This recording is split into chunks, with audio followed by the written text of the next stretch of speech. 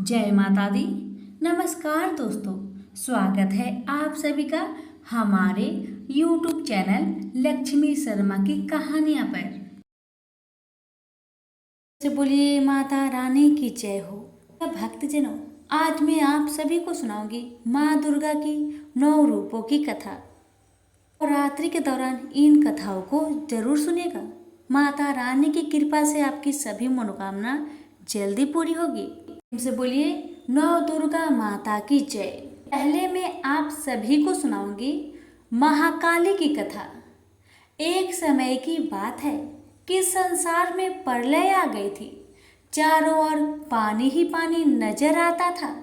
उस समय भगवान विष्णु की नाभि से कमल की उत्पत्ति हुई। उस कमल से ब्रह्मा जी की उत्पत्ति हुई। इसके अतिरिक्त भगवान विष्णु के कानों से कुछ मैल निकला था। उस मैल से मधु और केटव नाम के 2 राक्षस बने। मधु और केटव ने जब चारों ओर देखा तो उन्हें ब्रह्मा जी के अतिरिक्त कुछ भी दिखाई नहीं दिया। वे ब्रह्मा जी को देखकर उन्हें अपना भोजन बनाने के लिए दौड़े। तब ब्रह्मा जी ने भयभीत होकर भगवान विष्णु की स्तुति की। ब्रह्मा जी की स्तुति से विष्णु भगवान की नींद खुल गई और उनकी आंखों में निवास करने वाली महामाया लोप हो गई। भगवान विष्णु के जागते ही मधु और केटव उनसे युद्ध करने लगे। कहते हैं कि यह युद्ध 5000 वर्ष तक चलता रहा। अंत में महामाया ने महाकाली का रूप धारण कर इन दोनों राक्षसों की बुद्धि को बदल दिया। वे दोनों असुर भगवान विष्णु से कहने लगे कि हम तुम्हारे युद्ध कौशल से बहुत प्रसन्न हैं। तुम जो चाहो वर मांग लो। भगवान विष्णु ने कहा कि यदि तुम कुछ देना चाहते हो तो यह वर दो कि दैत्यों का नाश हो। उन्होंने तथास्तु कह दिया। इस प्रकार महाबली दोनों दैत्यों का नाश हो गया। प्रेम से बोलिए महाकाली की जय हो। अब आप सुनेंगे दूसरी कथा और ये कथा है महालक्ष्मी की। प्राचीन काल में महिषासुर नाम का एक दैत्य था। उसने समस्त राजाओं को हराकर पृथ्वी और पाताल पर अधिकार कर लिया। स्वर्ग पर अधिकार करने के लिए उसने देवताओं पर चढ़ाई कर दी। देवताओं ने अपनी रक्षा के लिए भगवान विष्णु और भगवान शंकर की स्तुति की। उनकी स्तुति से भगवान शंकर और भगवान विष्णु प्रसन्न हुए। उनके शरीर से एक तेज पुंज निकला जिसने महालक्ष्मी का रूप धारण कर लिया। इन्हें महालक्ष्मी ने महिषासुर दैत्य को युद्ध में परास्त कर देवताओं के कष्टों को दूर किया। प्रेम से बोलिए महालक्ष्मी माता की जय। अब सुनिए तीसरी कथा और ये कथा है चामुंडा की। एक समय की बात है कि शुभ और निशुभ नामक 2 राक्षस इस संसार में पैदा हुए। वे इतने बलशाली थे कि पृथ्वी एवं पाताल के सब राजा उनसे हार गए। अब उन्होंने स्वर्ग पर चढ़ाई कर दी। देवताओं ने भगवान विष्णु की स्तुति की। उनकी स्तुति करने पर विष्णु जी के शरीर से एक ज्योति प्रकट हुई जो चामुंडा थी। वह बहुत ही रूपवान थी। उनके रूप पर मुग्ध होकर शुभ निशुभ ने सुग्रीव नाम का दूत देवी के पास भेजा कि वह हम दोनों में से किसी एक के साथ विवाह कर ले। उस दूत को देवी ने यह कहकर वापस भेज दिया कि जो मुझे युद्ध में परास्त करेगा मैं उसी के साथ विवाह करूंगी।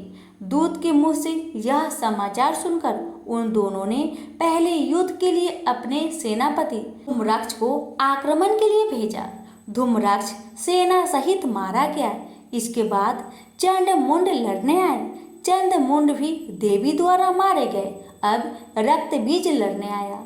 उसके शरीर से रक्त की एक बूंद जमीन पर गिरने से एक वीर पैदा हो जाता था। इस पर देवी ने रक्त बीज के शरीर से निकले खून को अपने खप्पर में लेकर पी लिया।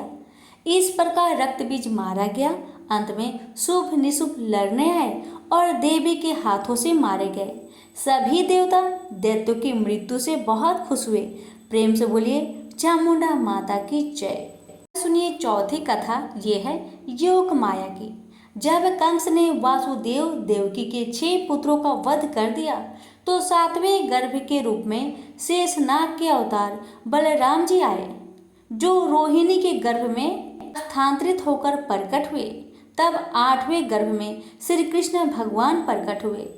उसी समय गोकुल में यशोदा जी के गर्भ से योग माया का जन्म हुआ।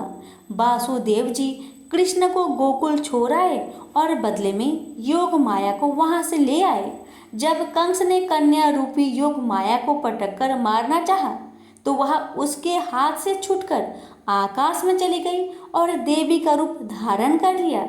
आगे चलकर इसी योग माया ने कृष्ण के हाथों योग विद्या और महाविद्या बनकर कंस, चाणूर आदि शक्तिशाली असुरों का संहार कराया। प्रेम से बोलिए योग माया की जय। अब सुनेंगे पांचवी कथा रक्त दांतिका की। एक बार वृपचित नाम के असुर ने बहुत से कुकर्म करके पृथ्वी वासियों और देवलोक में देवताओं का जीवन दूभर कर दिया। देवताओं और पृथ्वी वासियों की प्रार्थना पर दुर्गा देवी ने रक्त दांतिका नाम से अवतार लिया।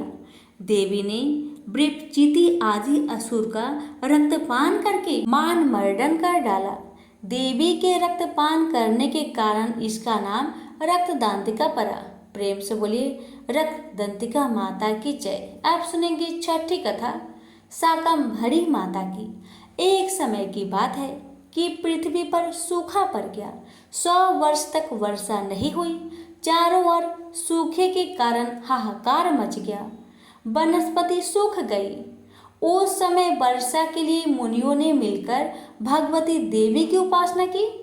तब माँ जगदम्बा ने पृथ्वी पर शाकंभरी नाम से स्त्री रूप में अवतार लिया और उनकी कृपा से पृथ्वी पर जल की वर्षा हुई।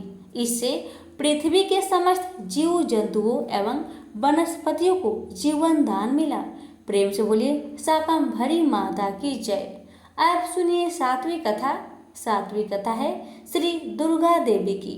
एक बार दुर्गम नाम के राक्षस के अत्याचारों से पृथ्वीवासी, पाताल निवासी एवं देवताओं में हाहाकार मच गया।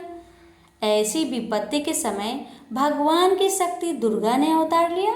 दुर्गा ने दुर्गम राक्षस का संहार करके पृथ्वी के रहने वालों तथा देवताओं को इस विपत्ति से छुटकारा दिलाया।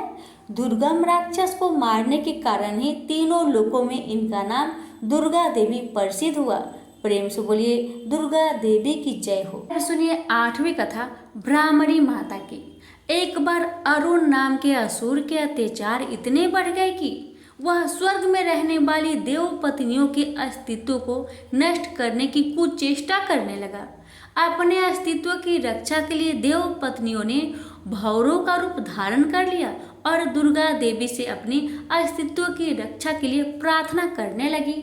देव पत्नियों को दुखी जानकर उनके उद्धार हेतु दुर्गा ने ब्राह्मणी रूप का धारण कर अरुण असुर का सेना सहित संहार कर डाला। प्रेम से बोलिए ब्राह्मणी माता की जय हो। आप सुनेंगे नौवीं कथा माँ चंडिका की। एक बार की बात है कि पृथ्वी लोक में चंड और मुंड नामक 2 राक्षस पैदा हुए। इन दोनों राक्षसों से पृथ्वी लोक, पाताल लोक और देवलोक पर अपना अधिकार कर लिया। इस पर देवताओं ने दुखी होकर मातृ शक्ति देवी का स्मरण किया। देवताओं की स्तुति से प्रसन्न होकर देवी ने चंड मुंड राक्षसों का विनाश करने के लिए चंडिका रूप में अवतार लिया। प्रेम से बोलिए माँ चंडिका की जय हो। अच्छी लगे तो आगे दूसरों को भी शेयर करें। धन्यवाद।